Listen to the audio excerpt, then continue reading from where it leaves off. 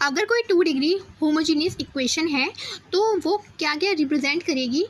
अगर डेल्टा जब हम निकालेंगे और डेल्टा अगर 0 के बराबर आता है तो वो रिप्रेजेंट करती है पेयर ऑफ स्ट्रेट लाइन।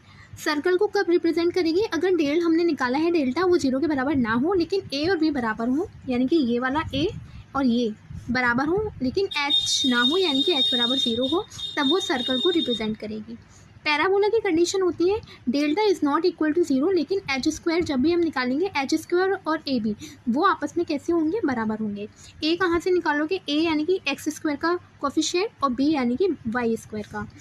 ऐसे ही हम इलिप्स में चेक करेंगे delta is not equal to 0 लेकिन H square is less than A B, यानी कि कंडीशन क्या आ गई, अगर एच स्क्वायर बराबर ए बी है तब पैराबोला, ठीक है।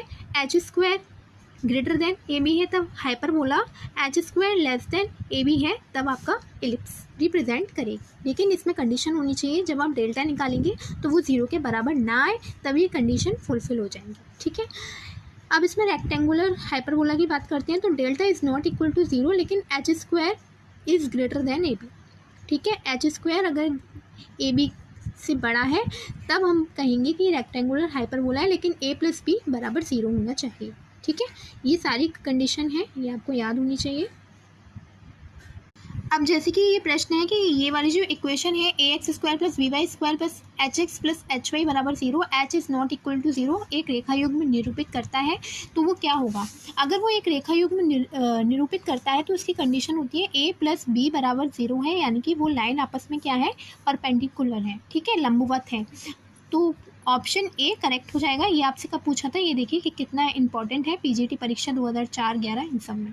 नेक्स्ट एक प्रश्न है कि के किस मान के लिए समीकरण 4x square plus 8xy plus के वाई स्क्वायर बराबर 9 है। अगर वो सरल रेखा युग्म होगी तो हमें के का मान बताना है, ठीक है। तो यहाँ देखिए के का मान निकालने के लिए सबसे पहले मैंने यहाँ इक्वेशन लिख ली और मैंने कंपैरिजन किया a x square plus b y square plus 2hxy plus 2gx plus 2fy plus c बराबर 0 से ए का मान 4 आया, बी का मान के, एच का मान 4, जी 0 है और एफ भी 0 है।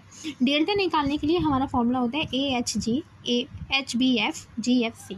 अब यहाँ पे सारी वैल्यू डाल देंगे। सारी वैल्यू डालने के लिए क्या करेंगे, यहाँ पे ए बी सी का मान रख देंगे। ए क्या है, ए आपका 4 है, एच क्या है, एच भी 4 है और जी 0 है, एच 4 है, बी के है और एफ 0 है और जी भी 0 है, एफ भी 0 है, सी माइनस का 9 है। अगर आप इसे एक बार खोलेंगे तो यहाँ से के का मान निकल कर आ जाएगा और के का मान निकल कर आएगा आपका 4, ठीक है। तो इस तरीके से यहाँ पे आप देखेंगे तो यहाँ पे आप टिक कर सकते हैं के का मान option B is correct. PGT 2010 और 11